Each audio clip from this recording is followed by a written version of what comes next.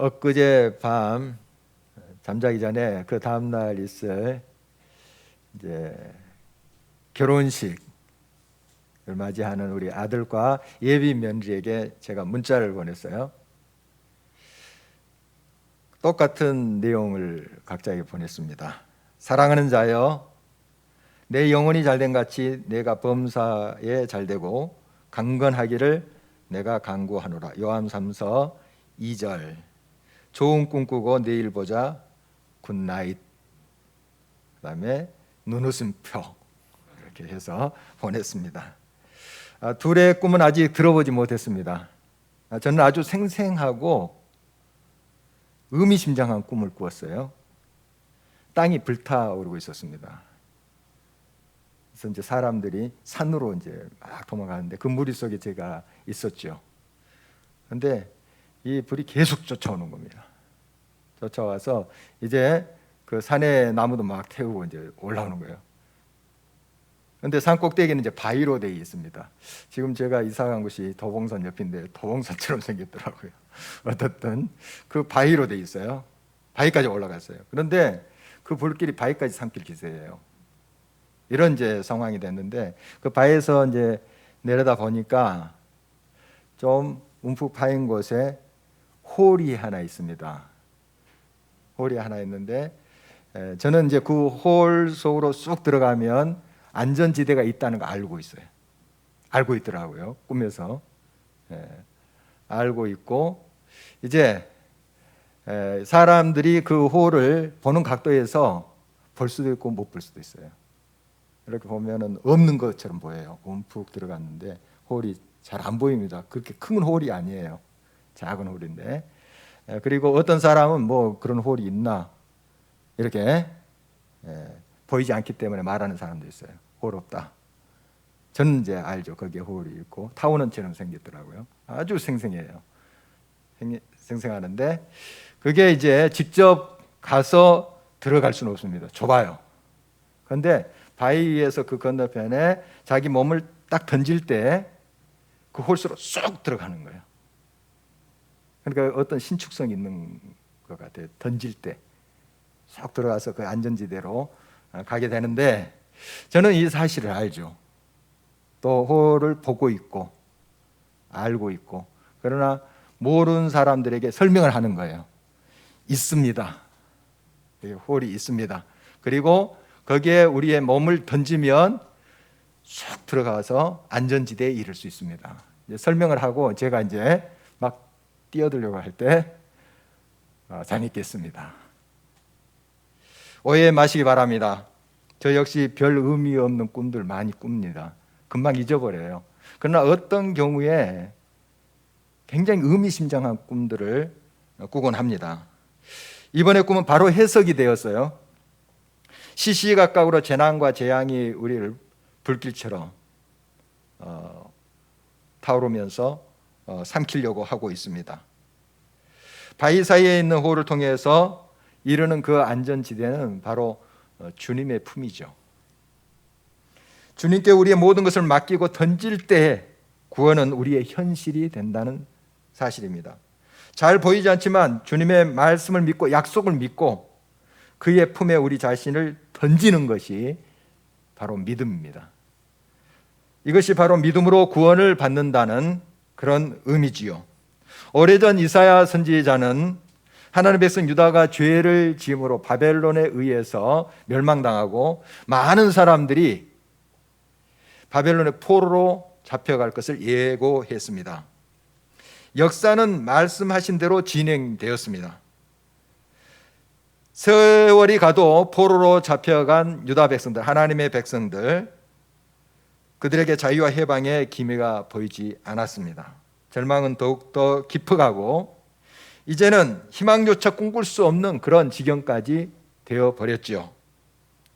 도저히 일어날 힘조차 없을 그때에 하나님께서는 하나님의 종을 통하여서 구원의 손길을 내밀어 그들을 건지시겠다고 약속을 하셨습니다. 정말 믿기 어려운 일이었습니다. 마치 마른 뼈가 다시 살아난다 하는 말과 같이 들렸기 때문입니다. 그러나 하나님은 우리의 생각을 뛰어넘는 구원의 역사를 이루시는 분이십니다. 우리 하나님에게는 능치 못하실 일이 하나도 없습니다. 본문 14절을 보십니다. 너희의 구속자여 이스라엘의 거룩한 이 여호와가 말하노라. 너희를 위하여 내가 바벨론의 사람을 보내어 모든 갈대아 사람에게 자기들이 연락하던 배를 타고 도망하여 내려가게 하리라. 하나님의 백성을 압제하고 있는 바벨론에 사람을 보내시겠다고 하십니다. 여기서 이 바벨론에 보낸 사람은 바로 바벨론을 멸망시킬 페르시아, 즉 바사 제국 초대왕 고레스를 말하는 것입니다. 하나님이 이 고레스를 보내서 바벨론의 압제하에 있는 하나님의 백성들을 해방시키겠다, 이런 이제 말씀입니다. 천년만년 권세를 휘두를 것 같았던 그런 바벨론 제국은 100년의 영화도 채우지 못하고 하루아침에 이 페르시아 바사에 의해서 멸망합니다. 우리가 그 역사를 잘 알고 있죠. 바벨론 제국의 주 종족인 갈대아인들, 이 사람들은 평소에 그 배를 타고 연락했습니다. 막 잔치도 하고 거기서 파티도 하고 했나 봐요. 노래도 부르고 술도 마시고 뭐 그렇게 했나 봅니다.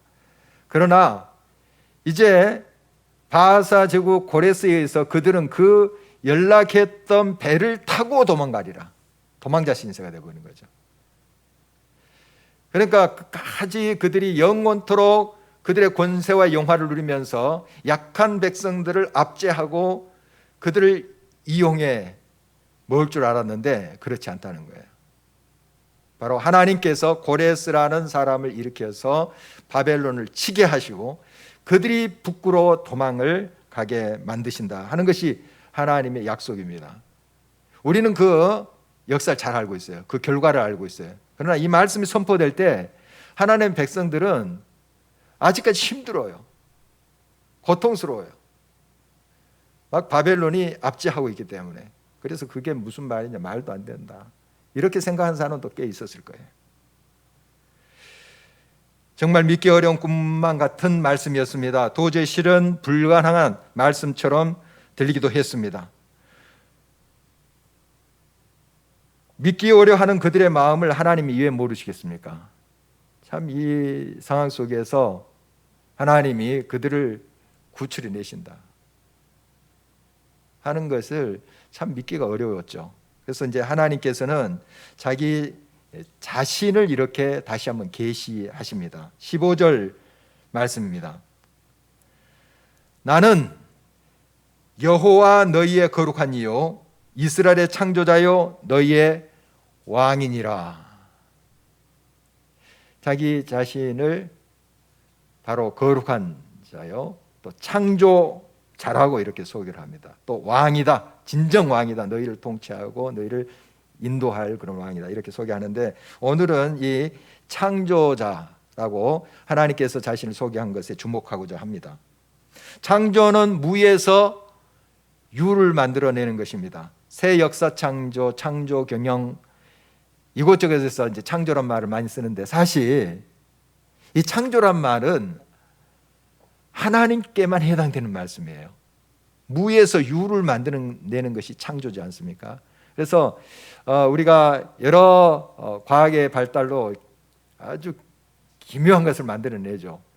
또 인공지능 로봇도 만들어내고요. 앞으로 그 인공지능 로봇이 인간의 두뇌보다 더 뛰어날 수도 있어요. 그래서 영화에 보면은 인공지능의 그런 로봇이 사람을 종으로 부리고 막 하는 거 보여주잖아요. 아마 그 현실이 될 수도 있어요. 우리가 그들을 이제 섬겨요. 그들이 뛰어나니까. 이게 그냥 영화만이 아니겠어요. 실제로 우리의 삶 속에 이렇게 다가올 수도 있어요. 그러나 이 로봇조차도 유에서 유를 만들어내는 거예요. 무에서 아무것도 없는 것에서 유를 만들어낼 수 없는 거예요. 하나님만이 무에서 유를 만들어낼 수 있으신 분입니다. 하나님 지금도 사랑하신 자기 백성을 위해서 창조의 역사를 계획하시고 시행하시며 이루십니다. 하나님께서 된다고 하시는 일을 우리가 안 된다고 할 수 없습니다. 하나님은 우리의 생각과 판단에 갇혀 계실 분이 아니시죠. 역사 속에서 일을 하시지만은 역사를 초월해 계시는 분이고, 시간 공간을 하나님께서 창조하셨죠. 시간도 하나님이 창조하신 거예요. 그러나 이 시간과 공간 속에서 하나님께서 일하시지만 이 시간과 공간을 초월하신 분이십니다. 온 우주를 한번 보십시다. 우리가 느끼기에는 무한하다고 생각할 수 있습니다. 정말 어떻게 이 우주를 압니까? 우리 지구도 잘 우리가 파악을 못하는데 우주를 어떻게 압니까? 그래서 무한하다 이렇게 느끼지만 이건 역시 하나님의 창조 세계예요. 유한한 것입니다. 엄밀히 말하면 유한한 거예요. 하나님이 창조하신 세계입니다. 그런 하나님을 우리의 생각과 세계에 담을 수 있겠습니까? 담을 수 없어요. 그런 시도 자체가 교만하며 스스로 어리석음을 인정하는 것이 되겠죠. 그 무한하시고 전능하신 하나님께서 다가오셔서 내게 손을 내밀어 붙잡고 계신다는 거 한번 생각해 보십시오. 이게 어떻게 말이 됩니까? 그 무한하신 하나님, 우주도 담을 수 없는 그분이 티끌 같은 나에게 다가와서 내가 너를 사랑한다, 너는 내 아들이라, 내 딸이라 하면서 품으신다니 이게 어떻게 이해가 되겠습니까? 그러나 사실입니다. 우리가 하나님의 그 역사를 다 알 수도 없고 이해할 수도 없지만 하나님이 나를 사랑하신다는 그 사실만큼 우리는 알 수 있어요. 나를 사랑하신다. 독생자 예수 그리스도를 이 땅에 보내주신 거 우리 알고 있잖아요. 믿고 있잖아요. 바로 하나님은 지금도 우리들에게 다가오셔서 나야 나는 여호와니라, 나는 여호와니라, 이런 말씀이 얼마나 계속 반복됩니까? 나는 여호와니라. 이게 무슨 말씀이에요? 나야 나, 창조자, 없는 것에서 있는 것을 만들어내는 창조자야. 너가 불가능하다고 생각하는 이 상황 속에서 할 수 있게 하시는 분이라는 것을 우리들에게 말씀하고 계시는 것입니다. 바로 그 하나님이 우리의 아버지십니다. 하나님은 창조자이실 뿐만 아니라 구원자이십니다. 바벨론의 압제하에서 신음하는 당신의 백성들을 구원하십니다. 그들의 범죄 때문에 그들을 징계하시는 것도 하나님의 사랑이시죠. 결국 그 하나님께서는 구원자가 되셔서 하나님의 백성들을 구원하십니다. 옛적에 이스라엘 백성들을 출애굽시키셨죠. 또 홍해를 가르시고 하는 사건 너무 잘 알고 있습니다. 그와 같이 하나님은 살아서 바벨론에 있는 그 압제하에 있는 백성들을 해방시키겠다, 탈출시키겠다, 이런 말씀입니다. 하나님의 백성에 있어서 출애굽과 홍해 사건은 잊을 수 없는 것입니다. 정말 믿기 어려운 일이 그들의 눈앞에 펼쳐졌지요. 이 사건은 두고두고 이야기해도 지루하지 않습니다. 똑같은 이야기로 들릴지 모르지만 매번 새롭습니다. 16절, 17절을 보십니다. 나 여호와가 이같이 말하노라. 바다 가운데의 길을, 큰 물 가운데의 지름길을 내고 병과 말과 군대의 용사를 이끌어내어 그들이 일시에 엎드려져 일어나지 못하고 소멸하기를 꺼져가는 등불 같게 하였느니라. 이스라엘 백성들 유월절을 지키면서 이 출애굽 사건, 특히 이제 홍해가 갈라진 그 사건에 대해서 자손들에게 계속 가르칩니다. 그러니까 그 자손들은 기가 닳도록 이 말씀 듣는 거예요. 출애굽, 홍해가 갈라졌어. 이건 옛날 옛적 재미있는 어떤 전설, 동화, 이게 아닙니다. 이 역사는 실제예요. 그리고 자손들의 마음속에 항상 살아 역동하게 이렇게 이스라엘 백성들은 교육을 했던 것이죠. 극적인 구원 역사를 경험하신 분들 보면 그들은 이야기하는 것을 또 이야기합니다. 그러나 결코 진부하게 느끼지를 않습니다. 매번 새로우니까요. 우리가 신앙생활을 하다가 이제 하늘나라에 가신 우리 동아 중고등학교 전 이사장이신 유경아 장로님의 이야기입니다. 예전에 이제 제 목양실이 그 행정실 바로 2층에 있었습니다. 그럼 거기 오가다 보면 이제 문이 열려 있면서 이제 장로님 앉아 계시는 게 보여요. 그럼 서로 이제 인사하고 차 한잔 마세요 하고 이제 차 마시면서 많은 이야기를 나눴습니다. 권사님도 보통 같이 계셨는데요. 이 장로님께서는 6.25 동란 때 북한을 탈출하셔서 남하신 분이에요. 그냥 쉽게 탈출하신 게 아니고 정말 영화 같아요. 아니, 영화보다 더 드라마틱합니다. 그 이야기를 들어보면 진짜 흥미진진하고 정말 하나님이 보호하셨다 이렇게 고백할 수밖에 없어요. 이제 그런 이야기를 또 하시고요. 남하하셔서 월남하셔서 여기서 이제 가게를 이루는 그런 여러 가지 일들도 말씀하셨고요. 이제 교회 짓는 이야기도 굉장히 흥미로웠습니다. 여러 인부들과 같이 이 교회를 짓는데 밤에는 또 거기서 가만히 깔아놓고 주무시고 하셨대요. 그래서 온 몸에 목이 뜯기시면서 빨갛게 되시면서 그래도 교회를 사랑하는 마음으로 그 교회를 개척하시고 지으셨던 이야기 했습니다. 여러 번 만나서 이야기하는데 이야기가 반복됩니다. 하신 말씀 또 하시고 또 하시고. 왜 그럴까요? 똑같은 말일까요? 똑같은 이야기일까요? 옛날 과거에 그랬다 하는 것이 아니고 그 모든 역사는 현재형이에요. 그분에게 있어서는 현재형이에요. 하나님 살아 계신다는, 살아 계셔서 그때 그렇게 일하셔서 나를 인도하셔서 구출해 주셨어가 아니고 그 하나님은 나를 인도하시는 현재 하나님이세요. 그 과거의 역사가 현재에 막 살아서 역동하는 거예요. 이런 구체적인 체험을 하는 사람은 과거의 그 이야기가 지금도 가슴을 뛰게 해요. 생생해요. 청년 시절 다녔던 또 교회 장로님의 이야기예요. 6.25 동란 시 이제 국군으로 참전을 하셨는데요. 막 포탄이 날아오고 총알이 날아오고 하지 않겠어요? 그런데 가슴에 이제 총알이 박혔습니다. 이제 쓰러지셨어요. 쓰러지시고 이제 정신을 잃었는데요. 깨어나오니까 살아있습니다.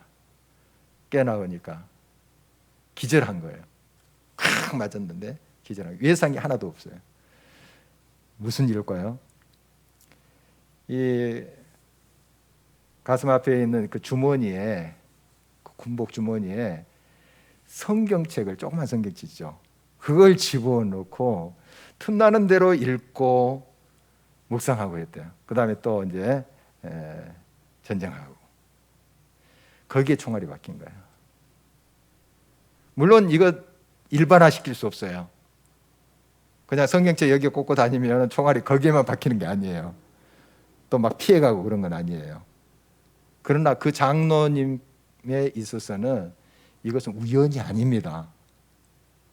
우연이 아니에요. 하나님의 인도하심이고 보호하심이에요.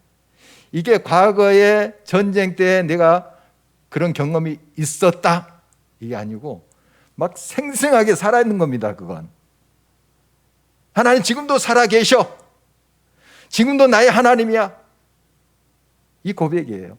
그러니까 그 장로님의 이야기도 한 3번 이상 들은 것 같아요. 그분은 매번 새로워요. 그러나 또 이야기하시고 또 하신다, 이렇게 옆에 생각하는 것은 공감하지 못한 겁니다. 그분의 이야기에 내가 마음을 주지 않는 거예요. 그분의 입장으로 그 공감하면서 들어오면 나도 가슴이 뛰는 이야기예요. 그러지 않겠어요? 이 홍해 사건이 그런 겁니다.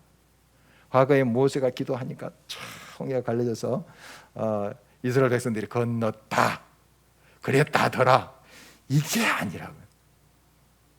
현재형이에요. 현재형. 그 살아계신 하나님 지금 우리의 삶 속에서도 살아계시는 거예요. 지금 포로로 잡혀있는 이스라엘 백성들, 바벨론에도 하나님께서 그렇게 역사하신다는 그 말씀이에요. 여러분, 하나님은 지금도 살아서 역사하시는 분이십니다. 하나님의 역사는 과거형이 아니에요. 현재형입니다. 현재 진행형이에요. 지금 여기에서 나에게, 우리에게 역사하시는 하나님의 손길입니다. 그래서 이 출애굽 사건처럼 출바벨론 하시겠다는 그 하나님의 약속인데요, 우리가 많이 묵상하는 말씀입니다. 본문 19절 20절을 주목하십니다. 보라, 내가 새 일을 행하리니 이제 나타낼 것이라. 너희가 그것을 알지 못하겠느냐? 반드시 내가 광야의 길을 사막의 강을 내리니 장차 들짐승 곧 승냥이와 타조도 나를 존경할 것은 내가 광야의 물을 사막의 강들을 내어 내 백성 내가 택한 자에게 마시게 할 것임이라. 포로서 자유와 해방을 만든다는 거 얼마나 감격이겠어요. 우리도 이제 8.15 해방의 경험이 있잖아요. 우리가 직접 경험한 것은 아니지만 우리 아버지, 어머니, 또 할아버지, 할머니가 경험한 것이잖아요. 그 사진을 봤더니 막 태극기 들고 길거리 나서 환호하는 모습, 그 함성이 들리지 않아요, 여러분? 한번 거기에 이제 감정을 이입해 보십시오. 그냥 사진이 아니고 역사가 지나간 게 아니에요.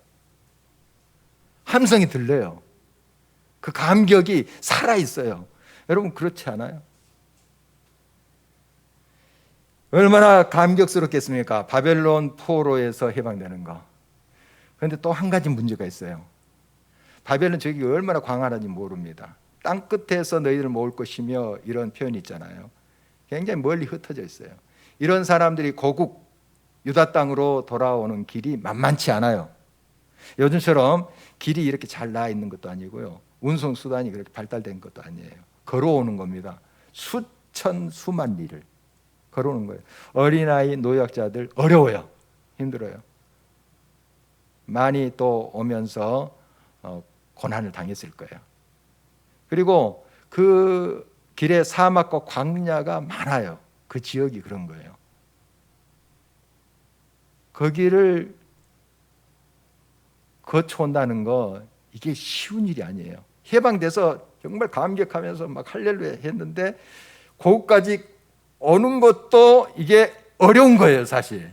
그걸 우리 생각하셔야 돼요. 그래서 길도 문제지만, 길이 잘 닦여지겠습니까? 사막인데요. 광야, 길도 문제지만 더 문제는 물이에요. 물입니다. 생명과 아주 직결되어 있어요. 그래서 하나님께서 이렇게 말씀하신 거예요. 광야의 길을 사막에 강을 내리라. 강이 그냥 비가 와서 흐른가 보다, 여러분 그렇게 생각해서는 안 돼요. 이 생명이 흐르게 하리라. 그들에게 이 물 없으면 죽는 거잖아요. 하나님 공급하시리라. 광야 같은 우리 삶에 하나님께서 생명으로 공급하시리라. 지금 하신다 하는 그런 약속의 말씀이에요. 그래서 이 약속의 말씀, 강을 내겠다, 물이 흐르게 하겠다 하는 것은 정말 하나님의 섬세한 인도하심이에요. 생명을 약속하신 것입니다. 이제 그들이 이런 이제 하나님의 약속을 받았으면 이것이 어떻게 사람의 힘으로 가능할까요? 정말 그 광야에 길이 나고 사막에 막 물이 흐르는데 들짐승도 그냥 해가를 하는 거예요. 승냥이와 타조도 막 존경을 한대요, 하나님. 그들이 손을 모을지 잘 모르겠지만, 여호와 하나님 감사합니다, 감사합니다. 막 하나님 존경한데, 오늘 표현이 그렇지 않습니까? 본문에 하물며 하나님의 사랑하시는 자녀들 먹이시지 않겠습니까? 인도하시지 않겠습니까? 이끄시지 않겠습니까? 생명을 주시지 않겠습니까? 그거예요. 하나님이 이렇게 기적을 베푸신다 하는 거예요. 우리 인간의 힘으로 할 수 없습니다. 이것이 하나님이 하시는 삶의 방식이에요. 역사입니다. 하나님은 지금도 새 일을 이루십니다. 할 수 없다고 사람들이 결론 낼 때 하나님은 할 수 있거든이 무슨 말이냐? 믿는 자에게 능치 못할 일이 없느니라. 이렇게 말씀합니다. 하나님께 우리가 온전히 믿음을 드리는 것이 중요합니다. 하나님은 지금 현재형으로 출애굽, 출바벨론 했던 그 동일하신 하나님께서 우리 가운데 함께 하십니다. 역사하십니다. 정말 불가능할 것만 같았던 상황에서 하나님은 새 일을 행하심으로 자기 백성이 찬송과 영광으로 화답하게 하십니다. 21절 보시겠습니다. 이 백성은 내가 나를 위하여 지었나니 나를 찬송하게 하려 함이니라. 정말 유명한 말씀이죠. 이 말씀은 하나님께서 우리를 지으신 목적이 무엇인가? 하나님을 찬양하고 또 영광 돌리기 위한 것이다. 이렇게 많이 인용해서 우리 또 삶에 적용을 합니다. 물론 맞습니다. 그런데 오늘 이제 본문의 맥락에서 보면 이거예요. 정말 믿기 어려운 상황이에요. 바벨론 포로 상황에서 해방된다는 거. 정말 우리 인간의 힘으로 할 수 없다. 이제 다 자포자기하고 희망이 다 사라진 상태예요. 하나님 그 일을, 새 일을 이루시겠다. 이렇게 약속하지 않습니까? 그 약속하신 것을 반드시 실현시키겠다. 그때 너희들이 찬송하지 않고는 배길 수 없는 그 상황이 되리라 하는 거예요. 찬송할 수밖에 없는 상황이 되리라 하는 거예요. 그래서 우리 인간이 하나님께 이제 지음을 받고 우리의 이제 삶의 목적이 찬송하는 거다. 그래서 나는 찬송해야 돼. 이게 목적이니까, 나의 삶의 의미고 목적이니까.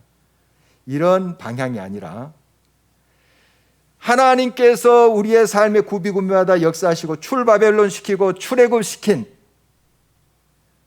그 하나님께서 나의 삶 속에 일하심으로, 세를 행하심으로 내가 찬송하지 않고는 견딜 수 없는 상황이 된다는 거예요. 찬송할 수밖에 없다는 거예요. 그렇게 일을 하나님께서 하시겠다는 거예요. 2002년 월드컵 계속 이야기해도 이건 너무 생생합니다. 제가 영국에 있었을 때인데요. 교회 별관에 우리 한인들이 다 모였어요. 뭐 교회에 다닌 사람 안 다닌 사람 뭐 할 것 없어요. 다 모였어요.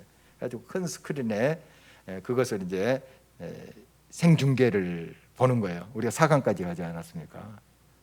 그렇게 막 축구 잘하는 팀을 이기고 할 때, 또 우리 선수들 골을 넣을 때 거기서 골을 넣었구나 이런 한 사람도 없었어요. 저도 뭐 그런 골을 넣고 할 때 이렇게 막 들떠서 이런 스타일은 아닙니다. 아시다시피. 근데 저도 막 뛰고 있더라고요. 옆에 사람 손잡고 막 뛰고 있더라고요. 저도 누구나 어린아이, 어른 할 것 없이, 남자 여자 할 것 없이 얼마나 기뻐서, 그리고 막 깽가리가 어디서 나왔는지, 막 북이 어디서 나왔는지 그거 치고 그 시내를 행진했다고요. 우리가 시내를. 왜요? 억지로 이것이 우리 대한민국의 국민들이 할 일이야, 이게 우리의 목적이야 하고 그랬을까요? 그렇게 되더라고요. 홍해가 갈라졌어요. 거기서 갈라졌구만 이런 사람들 있어요. 막 뛰면서 속옷 치면서 막 하나님 찬양했겠죠. 그렇게 되는 거예요. 찬송하지 않으면 안 될 그 상황을 주시겠다는 겁니다. 지금도 일하시는 하나님이세요. 지금도 역사하시는 하나님이세요. 그 하나님을 신뢰한 것입니다. 바로 새 일이 이런 의미예요. 이 새 일을 우리가 나의 현실, 나의 역사가 되기 위해서는 우리의 믿음을 드려야 하는 거예요. 하나님 다 준비해 놓으셨어요. 내 삶을, 내 몸을 던져야 되는 거예요. 하나님 믿고, 잘 그 구원의 호흡이 보이지 않을 수도 있어요. 그러나 하나님은 신실하신 분이고 분명히 약속하신 분이에요. 너를 내게 맡겨라. 이게 믿음 아닙니까? 믿음을 드릴 때 하나님 받아주세요. 역사하세요. 바로 이것이 하나님이 일하시는 방식입니다. 하나님께 우리의 믿음을 드리십시다. 지금 코로나19로 참 우리가 얼마나 어렵습니까? 힘듭니다. 지금 제가 마스크 쓰고 설교를 하고 있는데요. 지금 이 지침들이 다 지자체마다 좀 다른 것 같아요. 우리 총회에서는 이제 여기 예배 순서 담당자들은 마스크를 써야 된다. 그리고 설교자는 이 3면의 아크릴로 이렇게 만든 다음에 또 3m 떨어지고 설교자는 설교할 때 벗을 수 있다. 이런 지침이 내려왔어요. 그런데 막 충돌이 일어난 거예요. 이쪽에서는 이러고 또 서울에서는 이러고. 그래서 남양주에서는 지금 어떤 지침이 정확한지를 모르겠어요. 그래서 그냥 안전하게 지금 마스크를 쓰고 설교를 하고 있습니다만은 어떻든 참 힘든 과정을 우리가 지금 지나고 있잖아요. 다들 말하지 않아도 다 알고 있습니다. 불길처럼 우리를 옥죄어 오고 있습니다. 또 개인적으로 여러분 질병의 문제, 어쩔 수 없는, 내가 할 수 없는 그런 상황들 있잖아요. 또 재정의 문제, 물질의 문제, 자녀의 문제 등 얼마나 많은 문제들 시시각각으로 우리를 위협해 옵니까? 막 불길처럼 달려들죠. 이때 우리가 오직 우리의 몸을 맡길 분은 여호와 하나님밖에 없습니다. 주님밖에 없어요. 그냥 소극적이 아니고 적극적으로 우리의 삶을 던지는 거예요. 그분께 다 맡기는 겁니다. 주님, 나를 받아주소서. 믿음으로 나갈 때 주님이 열어주시고 주님이 받아주시고 주님이 해결하십니다. 이러한 하나님의 아름다운 역사가 우리 모두에게 있기를 간절히 바랍니다. 우리의 삶의 현실에 하나님의 약속이 우리의 삶 속에서 구체적으로 실현되고 그 하나님의 약속은 우리의 실제가 되며 역사가 되길 주의 이름으로 축원합니다.